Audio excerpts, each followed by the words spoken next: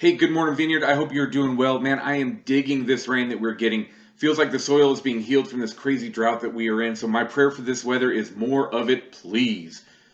Oh, all right. This past Sunday, we began our journey through what history knows as the Lord's Prayer, the prayer that Jesus taught the disciples to pray, not to create some fake way to do some religious stuff, but a way to pray that reflects the process of understanding who God is and also what we mean to Him. It's a prayer of submission, a prayer of gratitude, a prayer of provision, a prayer of protection. It's also a prayer of celebration and worship. Now, for this prayer, though, to be all of those things, we've got to confront some image issues. We talked about this on Sunday. We talked about how our image of God as Father affects our ability to connect with Him. But the same is true of our image of ourselves and the image of others, right? So if we have a damaged image of God, it stands to reason that our image of His creation would be damaged as well. We're called His image bearers because we see in the creation narrative in Genesis that we were made in His image.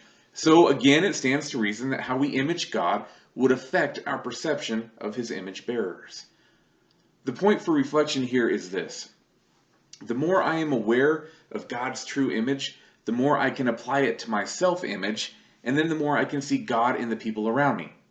The easier it is to have right relationship with them when I see them as image bearers of God. When I see God in others, it's easier to have relationship with them. So pretty simple, right? We can just move on with that. Maybe not.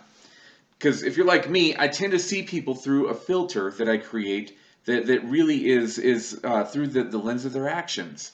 Rather than seeing their created image, I see their actions and I apply their identity to the action rather to the image that they bear. I see the way that they treat me. I see the way that they behave. I see the way that they drive. I see all of those things. And rather than see God, I see a selfish, materialistic person that does things in ways that I would never do them, right?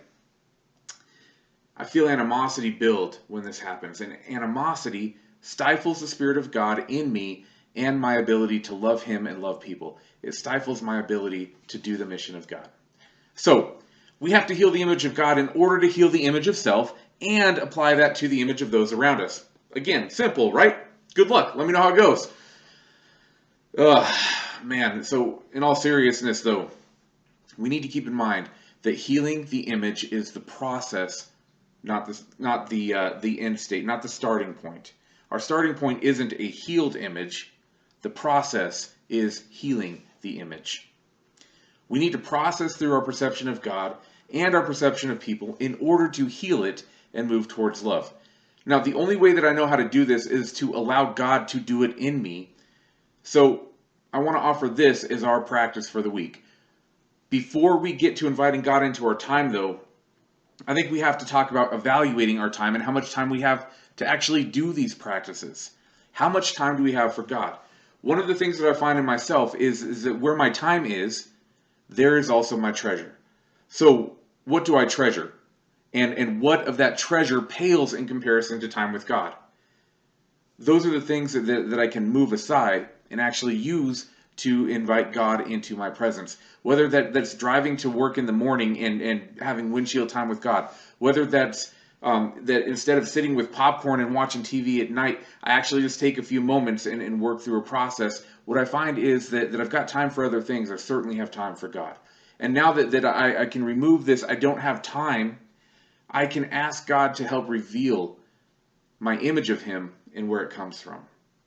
So what I would encourage you to do this week is to sit with God and ask Him to help reveal the way that you image Him. Even write down what you hear and see. As the adjectives that reflect your image of God flow, write them down. And when you feel like you have a good list, be bold. Talk to someone about it. Shoot me an email or a text so we can sit down and talk about your list. Reach out to a small group leader, a ministry leader, someone that you know and trust from our Vineyard family, and together process through the way that we image God. It's this work that will allow us to connect to the Father, and it's in this work that will allow us to pray the way that Jesus taught and feel the presence of the living God active in our midst. So Vineyard, I'm praying for you. Please pray for me, and I will see you soon.